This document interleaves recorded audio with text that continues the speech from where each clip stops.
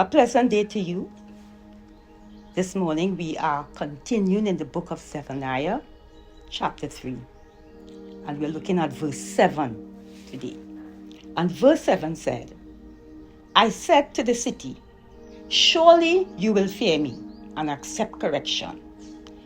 Then her dwelling would not be cut off, nor all my punishments come upon her. But they were still eager to act corruptly in all they did. When I read this verse, I found myself wondering, why was God putting up with Israel's continuous rebellion and disobedience? And from reading this chapter, it looked like if God had reached the end of his proverbial rope and that he was ready to give Israel what it deserved.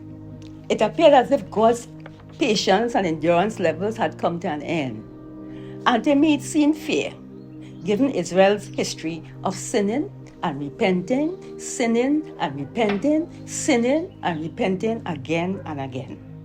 Then the verse from Isaiah 55:7 came to me, which says, let the wicked forsake his way, and the unrighteous man his thoughts, and let him turn to the Lord, and he will have mercy on him, and to our God, for he will abundantly pardon.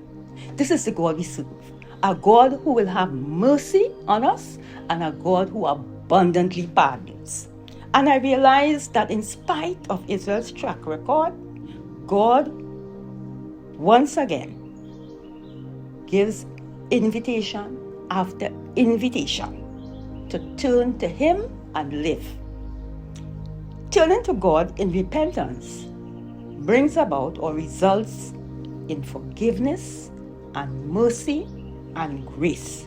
Make no mistake, God will be totally right to carry out whatever punishment he thinks fit or thinks that the people deserve. But because of his great love and his abundant mercy and grace, he continues to offer this world, as well as the children of Israel, his forgiveness.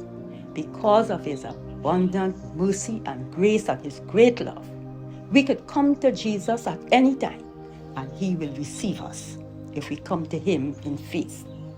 And just as God's call to repentance for the people of Israel was clear, it was focused, and it was persistent, as the people of God in this season, in this generation, we have to continually invite people with a clear call, with a focused call, with a persistent call.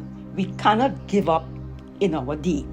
Clearly, when we look in our homes, we look in our neighborhoods, we look in our schools, we look in our communities and indeed our country, we see that we need God.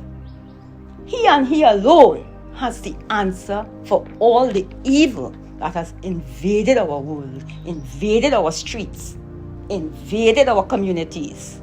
And today I want to exhort you, people of God, not to give up on those in our families or neighborhood or schools and our communities who do not know Jesus and live in rebellion. The call to repentance must still be sounded by us, because we are the hands, the feet, the mouth of Jesus in this day and time.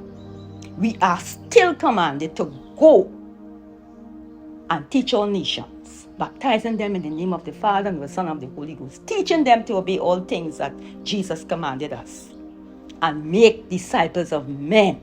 And we believe when we go obediently into our streets, into our communities, into our neighborhoods, into our schools where there's so much violence happening now, we believe that God is going with us and will give us the victory as we share his love, his grace, his mercy, and his salvation with those who are sitting in darkness.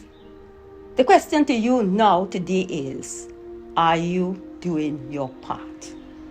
Are you extending this invitation to salvation to those whom you meet every day? As you go out today, ask yourself, am I doing my part?